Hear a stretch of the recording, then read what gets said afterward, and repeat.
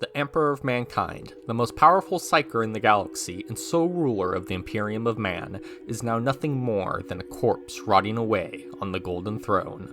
Once he led armies, steered diplomacy, annihilated the foulest of creatures, boosted the knowledge of all mankind, and so much more. Now, all he may do is use his psychic power to subtly influence those in the galaxy to help him enact his unimaginable plan, which will either damn the galaxy forever or push it back from the brink. It started with the gathering of all shamans of ancient Terra who had convened to enact a plan not only to save themselves, but all of humanity. For you see, the most ancient humans would pass through the warp after death, and enter new bodies to live yet another life. However, now it seems more and more are being devoured or lost forever in the Immaterium. This has been happening now for so long and so often that it's taking its toll on the shamans, and something now needs to be done before there is not enough of them to steer the ship from the storm ahead. After much debate and uncertainty, it was decided that they would all merge their souls together in the warp to create a new man so powerful that none could stand against him, none could comprehend him, and none would ever match his raw power. After it was decided, all members of the meeting gathered and took their souls to the warp. They poured their essences into one and set the course of events that would see humanity rise to the foremost species in the galaxy. After a great many years, some say around the year 8000 BC, the new man was born in ancient Anatolia. When he was but a boy, his father had died, murdered by his own uncle.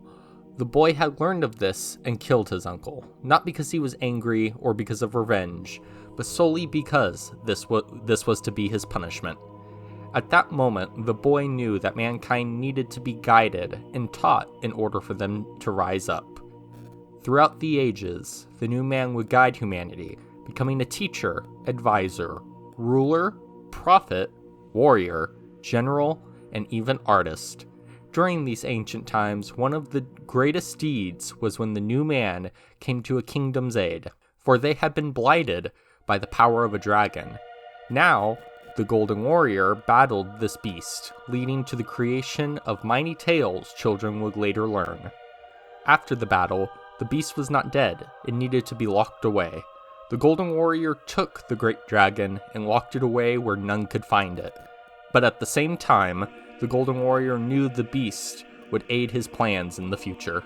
During the Dark Age of technology, the Golden Warrior traveled to a world during mankind's expansion of the galaxy. The world was called Molech. There, the Golden Warrior entered a portal, and in a stroke to gain more power, the Golden Warrior either stole, tricked, or negotiated with the forces of chaos for the power to create new beings that would one day serve under him. These beings would be both his sons and greatest of generals. After this meeting on Molech, the forces of chaos called the Golden Warrior the Anathema, and will forever be their greatest foe of all of time and memoriam. When Old Night came to humanity and plunged the species into the greatest amount of suffering and struggle, the Golden Warrior began to prepare for his rise. For now, he saw he needed to come to the forefront and save humanity from the brink of extinction. At some point in time, the Golden Warrior, who was now calling himself the Emperor, discovered a great machine under Asia. This machine would allow mankind to enter the Webway, an ancient tunnel system in the warp, working much like a highway, that would allow for much faster and safer travel throughout the galaxy, and removing mankind's need for the warp itself. The Emperor would do all he could to sever his people's ties from the warp, and accessing the Webway would be his greatest achievement and the salvation of mankind. After the end of the Age of Strife, he began the Unification Wars. During this time, all the planets of the Imperium were on their own, and after thousands of years, the mighty power of humanity was all but extinguished. On Terra, the Emperor began battling the Techno-Barbarians, savages each claiming to be the new rulers of the planet.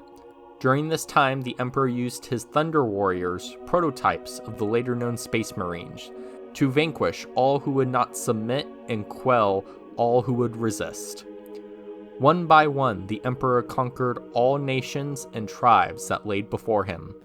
At the same time, he would also spread a wave of unbelief in his wake, which was known as the Imperial Truth. Replacing religion, the Imperial Truth was the Emperor's way of taking away belief and superstition, for he saw it as a weakness in humanity.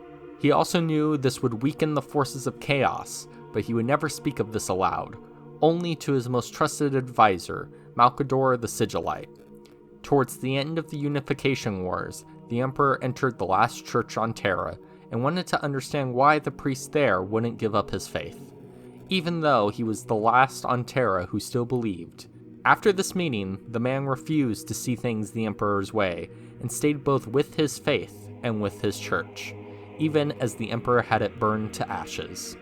With the power gained from the Chaos Gods, the Emperor started his creation of the Primarchs, powerful beings crafted from both his and another woman's genetics. Her name was Urda, and she was also a perpetual just like the Emperor. A perpetual was a human that after their death could come back to life and continue living on, much like the ancient shamans who created the Emperor, but in rare cases, such as their soul being destroyed, they could die, but this was so rare in fact, almost none knew how to do it. Each Primarch would be bestowed a legion of their own to command, and just like the Emperor who gave his genetics to create the Primarchs would give some of their genetics to their respective legions, enhancing them, making them humanity's greatest warriors. These men, now known as Space Marines, would be the Emperor's greatest weapon against any foe. Urda eventually did not want the future the Emperor had planned for the Primarchs. She now saw them as her sons and wanted to free them, so she had them cast into the warp away from the Emperor. Everyone thought they had died, but the Emperor could sense them and began his Great Crusade. Now his goal was not only to reunite the rest of humanity with Terra, but he would reunite himself with all of his lost sons.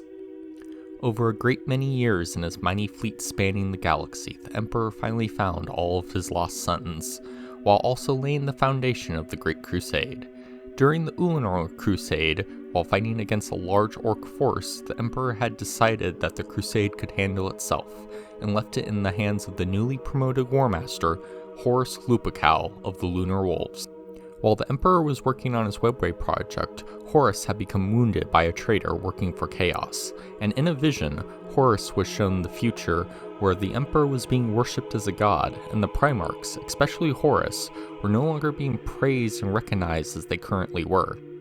Horus, in his vision, was confronted by Magnus the Red of the Thousand Suns, and informed this was all a ploy for Chaos to turn him against their father. Horus, believing he could not be controlled by Chaos, began laying the stages for the Horus Heresy. Knowing he had failed, Magnus sent an astral projection to warn his father on Terra of Horus's betrayal.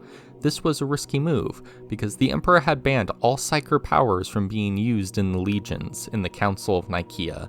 Unknown to Magnus, the Emperor had put up a psychic barrier around Terra to protect his Webway project in its final stages. Magnus needed to let the Emperor know as soon as possible, broke through the barrier, and appeared to his father. In this moment, Magnus had doomed humanity. By breaking the barrier, Chaos forces now flooded through the breach, and when Magnus tried to warn his father about Horus, the Emperor did not listen to him. The only traitor was Magnus himself, as far as the Emperor was concerned. After banishing Magnus's astral form, he commanded Leeming Russ of the Space Wolves to travel to Magnus's homeworld and bring him back to Terra for questioning and punishment. On the way there, Horus, who was still not discovered to be a traitor, contacted Leeming Russ and told him a lie about how the Emperor now wanted Magnus dead. Magnus, not wanting to play into Horus's hands, let the Space Wolves come to the world, but once they had killed innocent civilians rather than just his legion, Magnus decided to fight back, not wanting his world to burn along with its knowledge. When the battle was over, and with his back broken along with his world and legion burning, Magnus would give his soul to Tzeentch, to save his world and legion. When all of Prospero was taken into the warp, and his physical form broken into shards by Leeming Russ, Magnus would now fight for Chaos against his father. After 5 years of battle in the Webway, and the Emperor trying to maintain the breach that Magnus had created, he started to become fatigued. He then ordered the Sisters of Silence to gather 1,000 psychers a day to be sacrificed to the Golden Throne. This would maintain it while the Emperor was in the webway aiding the Custodes by facing against a demon named Dracnian. In the end, the Emperor decided to seal the webway on Terra, ultimately failing in his goal to break humanity's ties to warp travel. The Emperor knew this and stated the Imperium is ultimately doomed, be it in a year or 10,000, and also admitted for the first time in his existence that he did not know what to do. During the Siege of Terra, Magnus the Red and his 1,000 sons broke through the Loyalist forces and pushed into the throne room, where Magnus was stopped by Vulcan and his salamanders. During their fight, the Emperor showed Magnus the future if him and his traitor brothers never fought against him. In the vision, the Emperor showed humanity entering the webway as Magnus sat on the Golden Throne, powering it as his spirit traveled with his father deep into the warp to learn all there was to the universe. After the vision, the Emperor states that there will be a new legion awaiting Magnus, and that all he needs to do is forsake his current traitor legion. Magnus, however, refused, and saw himself fighting with Vulcan yet again, as he and his forces were driven from the throne room. Towards the end of the Horus Heresy, in the orbit of Terra, the Emperor led an assault on Horus's flagship. The War Master deliberately lowered his void shields as an invitation for a final duel with his father, knowing he could only defeat his father in a one-on-one match at this point. The Emperor saw this and proceeded to teleport aboard the Vengeful Spirit along with Sanguinius and Rogo Dorn, along with Space Marines from the Primarch's respective legions. As they appeared in the ship in separate locations, Sanguinius found Horus first. When the Emperor found Horus, he also found the body of Sanguinius, lying dead at the feet of Horus. Even though Sanguinius had died, he had however created a crack in Horus's armor. Some speculate if this was a mental crack rather than a physical one that the Emperor exploited in their battle. The Emperor, not wanting to kill his most beloved son, went easy on him, and in the process sustained a broken spine, severed arm, and a gouged out eye. Before Horus could deliver the killing blow to his father, a lone guardsman, or some say custodian, ran at Horus to save the Emperor.